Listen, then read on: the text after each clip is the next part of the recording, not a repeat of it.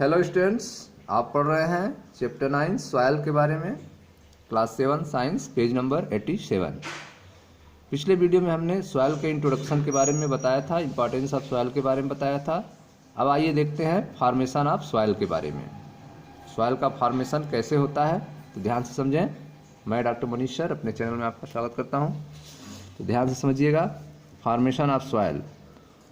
Long ago there was no soil on the earth. ठीक है, पहले जो है अर्थ पे कोई सॉइल नहीं था, मिट्टी नहीं थी।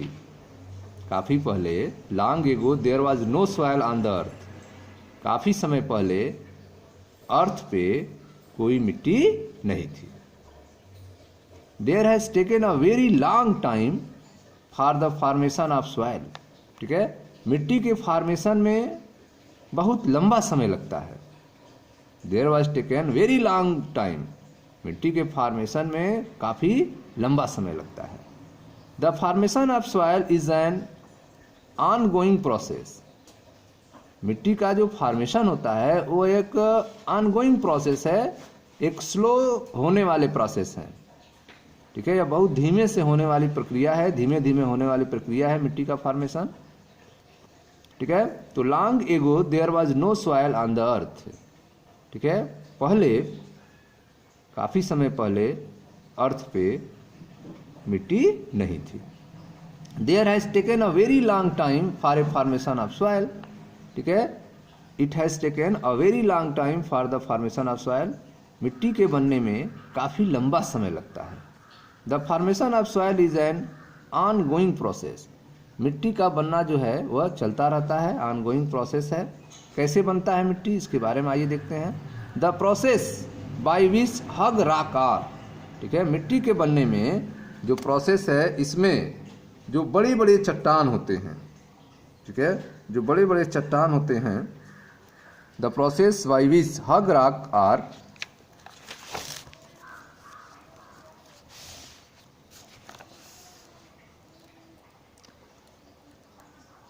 Broken down into small rocks.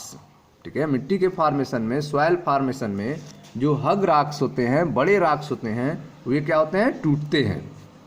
Broken down into small rocks particles by the action of sun, heat, wind, rain, following water climate condition is called weathering.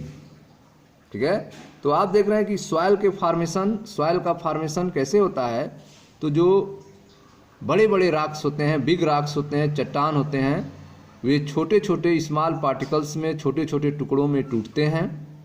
ठीक है, और यह टूटने के प्रोसेस कैसा होता है, यह टूटने का जो एक्शन प्रोसेस है वह सन के हीट के कारण।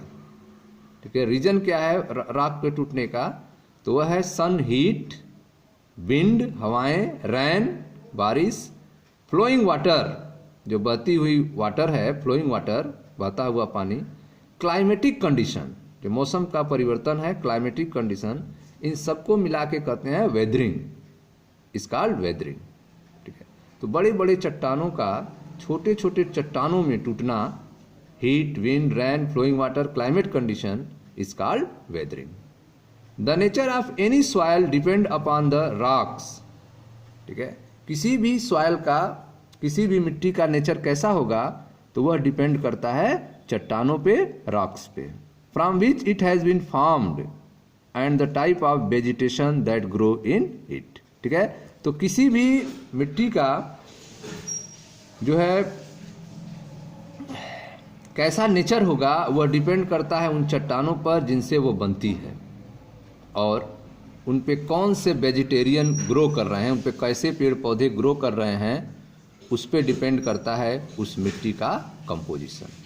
ठीक है, तो मिट्टी कैसे बनती है, सॉइल फॉर्मेशन कैसे होता है, तो आपने देखा है कि सॉइल फॉर्मेशन एक लंबी प्रोसेस है जिसमें बड़े बड़े चट्टाने जो हैं टूटते हैं छोटे छोटे चट्टानों में, और यह टूटने की प्रोसेस जो है वह सन, heat, wind, rain, flowing water, climatic condition, इन सारे कारणों से होती है, जिसे वेदरिंग कहा जाता है। जैसा फिगर में आप देखें ध्यान से, यह आप देखें, पहला है bed rock begins to disintegrate, ये आप देख रहे हैं रॉक है, एक बड़ा चट्टान है, ठीक है। डिसइंटीग्रेटिंग रॉक, बेड रॉक, नीचे वाले जो रॉक हैं इनसे मिट्टी का फॉर्मेशन नहीं हो सकता है अभी, इसे बेड रॉक हैं ये। और ये ऊपर वाले जो रॉक्स हैं इन्हें डिसइंटीग्रेटिंग रॉक कहेंगे, इनसे यह टूटेंगे और इनसे मिट्टी का फॉर्मेशन होगा।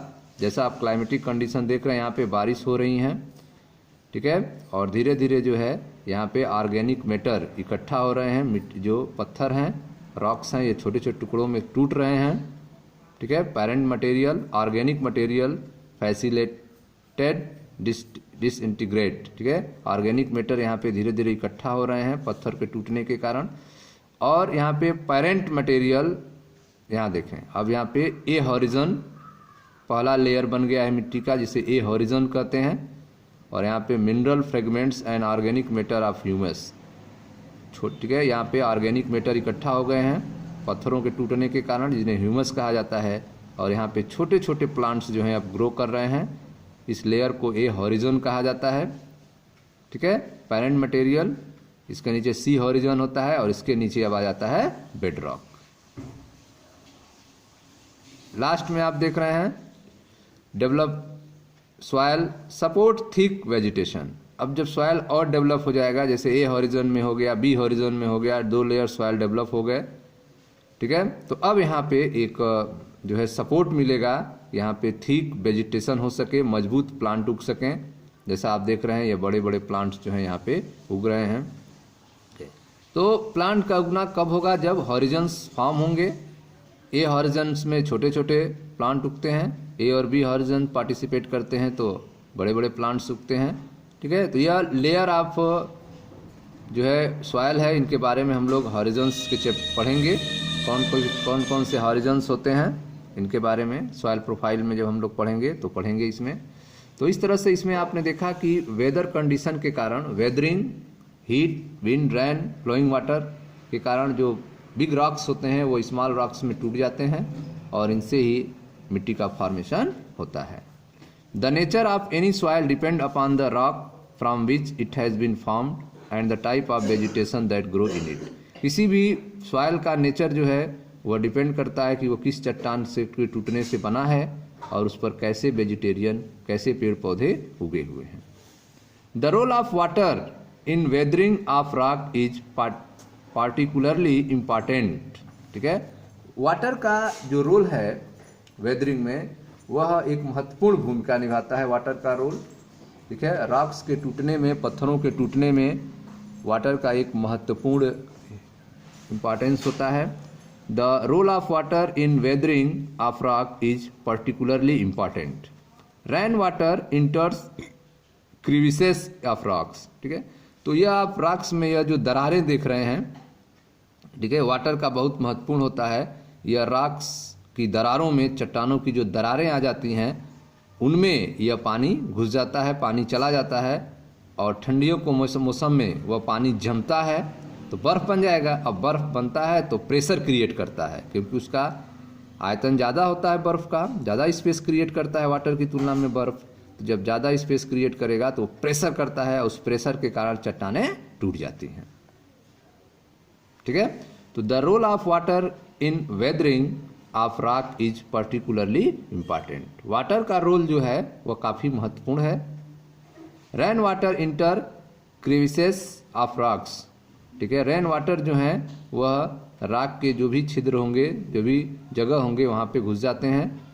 इन विंटर्स, ठंडियों में, एट दिस वाटर फ्रीजेस, ये वाटर क्या होंगे? जम जाएंगे।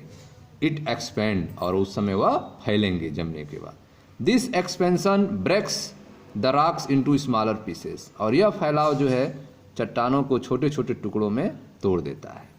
The broken pieces themselves chip off fine particles, ठीक है। यह जो टूटे हुए टुकड़े हैं वह स्वयं जो है छोटे छोटे टुकड़ों में टूट जाते हैं। The broken pieces themselves chip off fine particles when they rub against other pieces of rocks, ठीक है।